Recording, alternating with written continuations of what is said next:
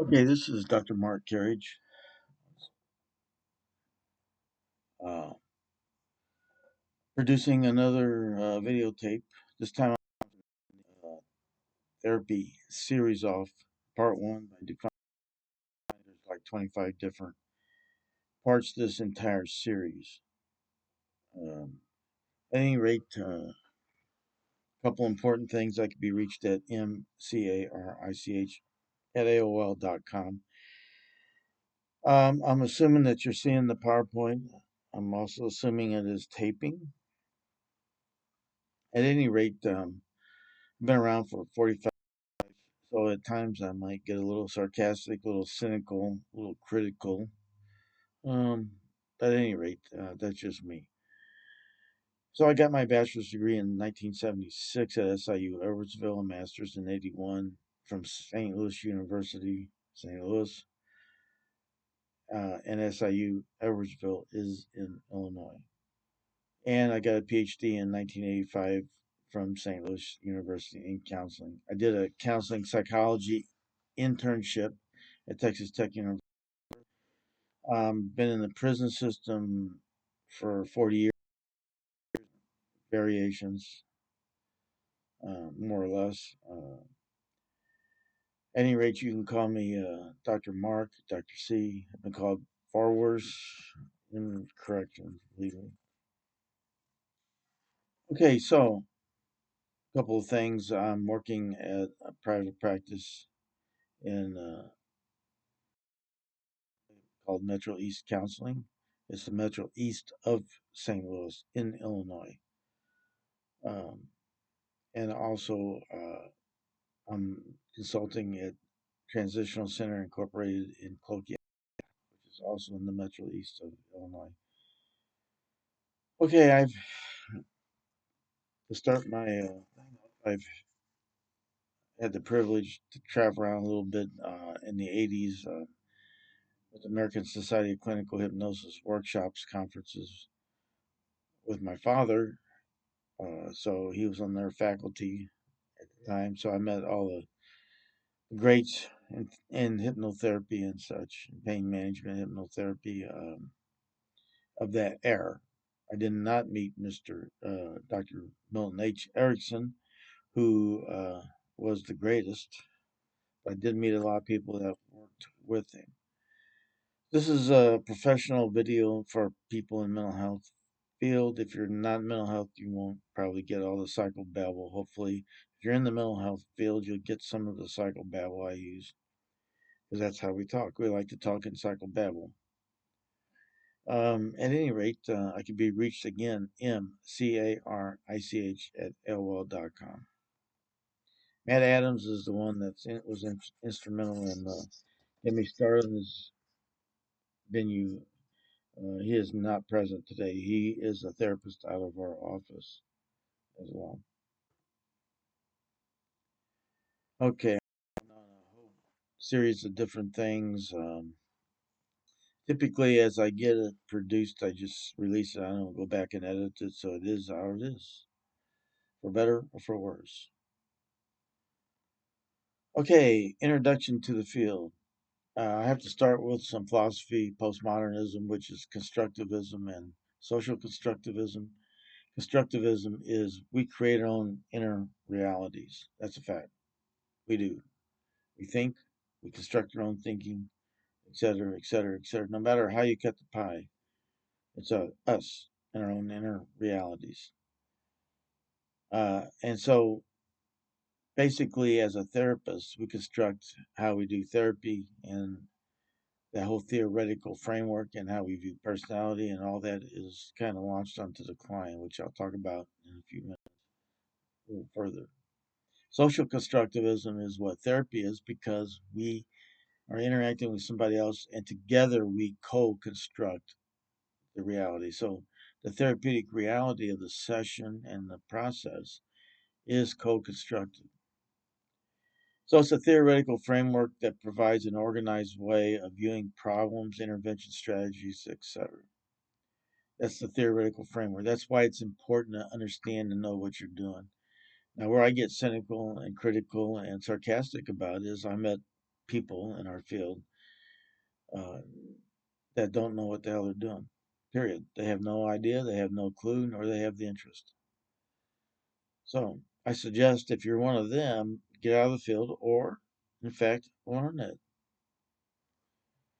Okay, so I like the quote from Jeffrey Zeig and his colleague about really summarizes constructivism. I have to read this to you, so excuse me for reading it.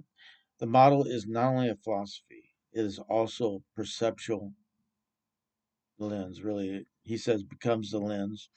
This lens tells the practitioner what to look for and respond to in the therapeutic encounter.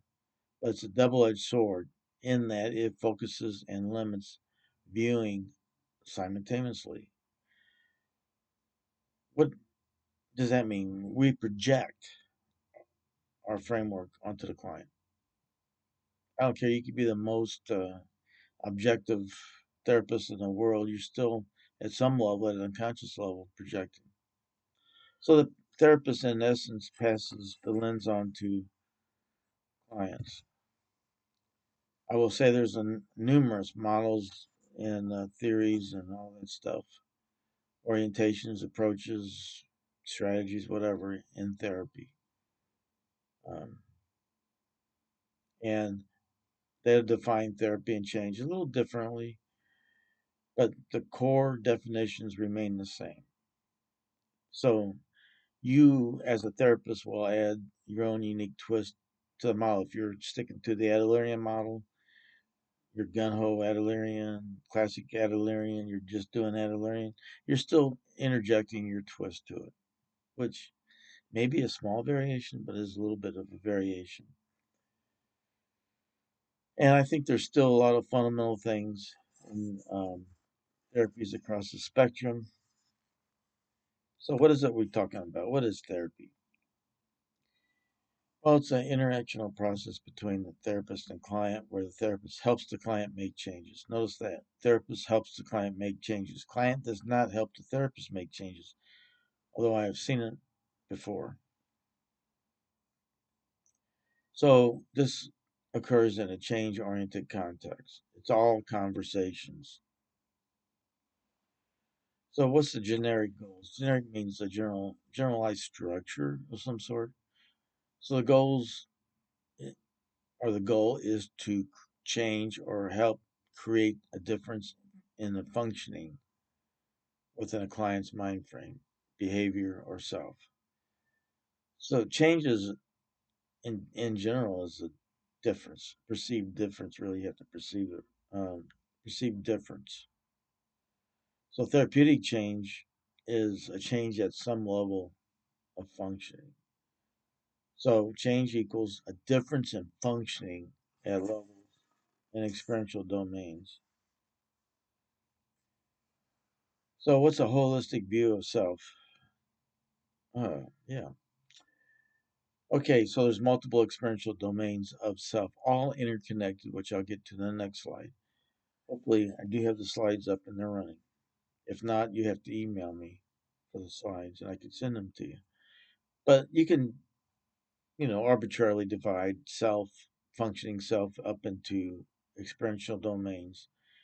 Cognitive, which includes any kind of thoughts, ideas, attitudes; affective, which involves any emotions, moods, feelings; behavioral, which is overt activities, behavior that's observable, as the behaviorists used to say; spiritual. Okay, that's a tricky one because some people don't like the word, some people aren't spiritual, and other people's are very spiritual. So it's a connection to a higher power or the meaning of one's life, purpose in life. Also, I would add it is more than just self, because if you look up at the universe at night, you can just see all kinds of stars and such, and there's just more to this than self. The biological, physiological, biophysiological domains involve organs, chemistry, brain chemistry, constantly going on. It's constantly active in the body. That's how we function, literally. Socially, that's attachment, relationships, and interpersonal connections. Anything to do with that.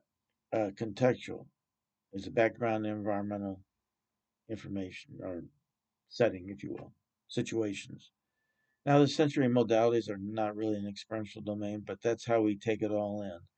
There's auditory, we hear stuff, visual, we see stuff. Unless you're in prison, you see nothing, you hear nothing, and you're not involved. Um, that's supposed to be a joke. Okay. Back to the kinesthetic is feeling and movement, and olfactory is taste, and then you have or smell, then you have taste. Okay, it's all interconnected. You can see where all of it connects. The mind body is connected from a holistic viewpoint, and I think at the core itself is our perceptual belief systems, which do change. Obviously, the core of that is what Ernest Rossi called state dependent memory learning systems. Obviously, there's a level of a lot of stuff is generalized, or we can't function. Generalized states, but some of it is state dependent memories. If you recall memories, that's state dependent. But this processing is going on. Okay, I mentioned there's a number of therapy models and stuff in the late '80s, and I don't remember the citation. But Rollo May, famous psychiatrist who was existential, indicated that he found 300 different models in the literature. Of course, back then, the literature was a lot smaller. So now you can triple that. There's so many variations of paradoxical strategic, for example, um, but each can be considered a different model. Milton Erickson, for example, didn't tell many people what he was doing, if anybody, exactly what he was doing in his exact framework. So he had all the people working with him, and then people working with them, and et cetera, and down the food chain, including me, wondering what the hell he was doing, what exact theories did he have. Now, they did extract some common themes and all and put it together as an Ericksonian therapy. But the point is, there was differing versions of that alone. So each one has a number of assumptions, and so is with research. Research is based on assumptions as well. So, assumptions indicate and are formulated from one's philosophy and theory. There are generic elements cutting across the spectrum of therapy models. We have distilled these as well. So, the we is me and whatever colleagues I'm working with at the time that I can get to help author the piece. I should say, have also provided assumptions that indicate how I am thinking as an operator. So, assumptions are derived from